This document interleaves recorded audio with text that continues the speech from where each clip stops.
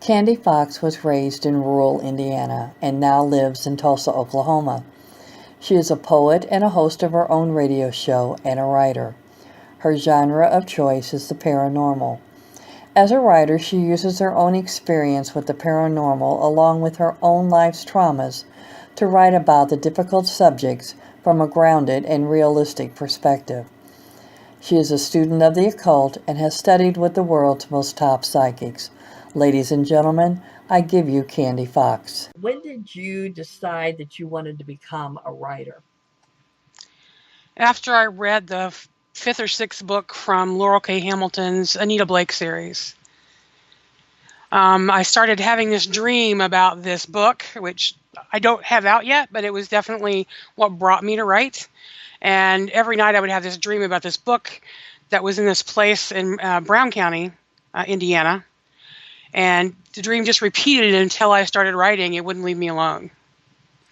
But it was Laurel's writing and the way she made her characters that really made me feel comfortable in my own skin, so to speak, as a writer, to be able to put words to print.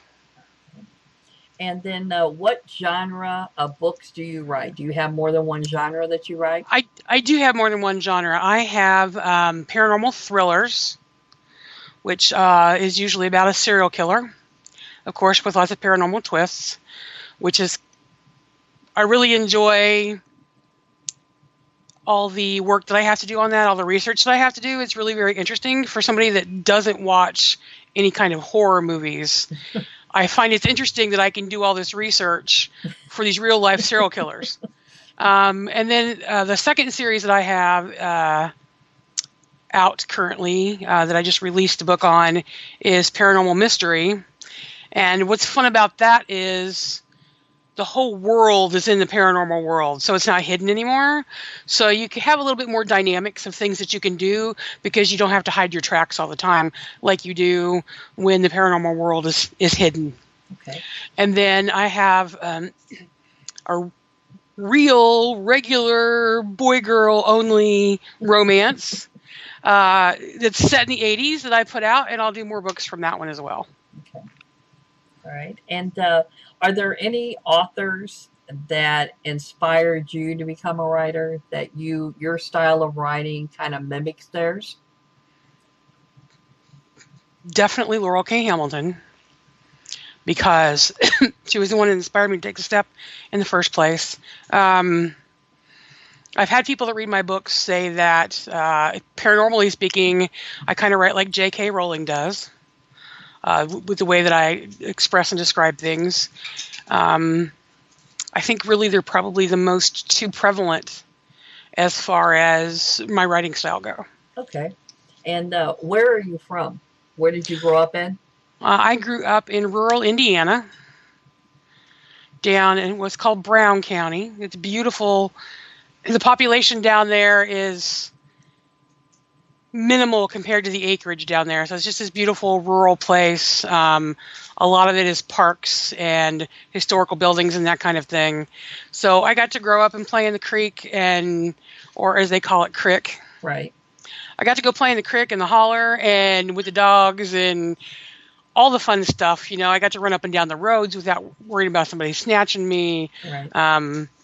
I have an older brother and then two aunts that are within like 7 years of me. So we all got to grow up together as kids and do all these great things, dodge hornets and make mud pies. I'm currently in Tulsa, Oklahoma. Moved here to be with my honey. Okay. So this is a new adventure with me. Good. Okay. I heard that you just recently joined what they're calling a new startup company with a fresh new way to promote authors. Do you want to talk about that? Yeah, it's the Double D group, which always makes me laugh because I'm a chesty girl. So every time I think about the logo, I'm like, wait, what about girls that have larger than double Ds? But anyway, I digress. It's really, I think, a great community so far. We are pretty new, but the authors are supporting the authors.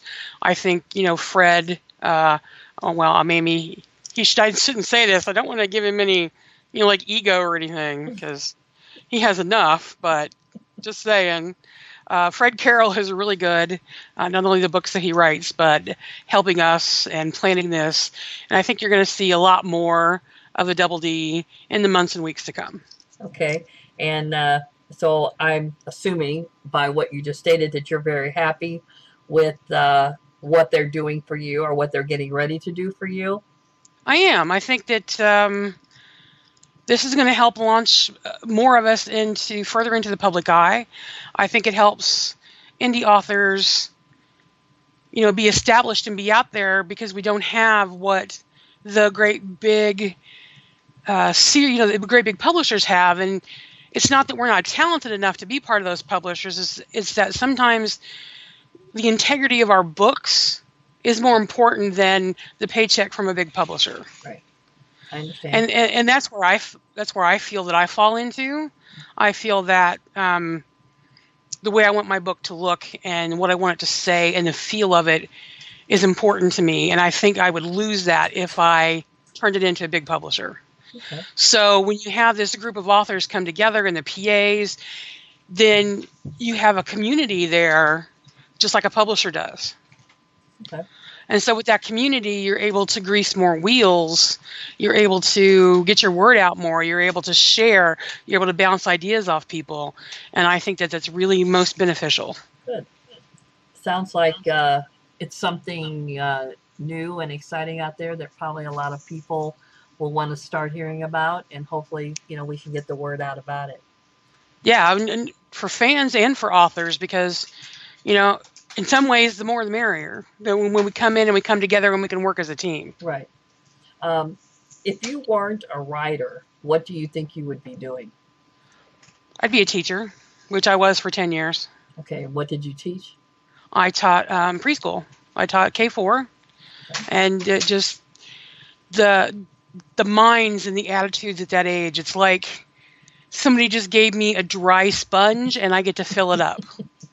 And it's so amazing to see the changes when you get there, and then the changes by the end of the year, and when you get to teach them how to read and all the other things. To me, there's nothing like the mind of a child and how open and receptive it is. Right. And being able to teach is amazing. And then, of course, since we asked that question, we have to, of course, ask the obvious other question. What job would you never, ever see yourself doing? Never again at a desk job. Aren't you at a desk though when you're writing, or maybe? Yes, but when you're yes. First of all, I can write anywhere, whether it be pen and paper or whether I take a pad, like an iPad or whatever, with me.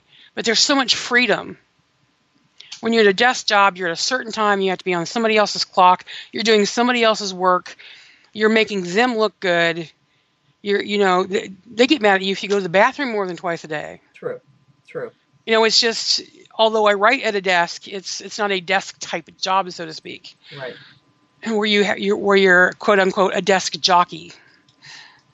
True. And then where can your fans and hopefully future fans find you on Facebook, Twitter? Do you have any of those? I have all those. Okay. I have my own website. You can go to candywithanI.fox.com. I'm also on the doubled.com/Candi Fox. I'm Candi Fox on Twitter. I am Candi M Fox on Instagram. I am Candi Fox on, let me pull up my stalking page real quick. Okay. I have my own stalker links. Well, that's good. Every author should have one of those. I think so. Okay, so on Facebook.com, I am Candi with an I Fox with a 01 after it. I also have Candi Fox Author. Instagram is Candi M, as in Mary, although it's Marie Fox. Twitter is just Candi Fox.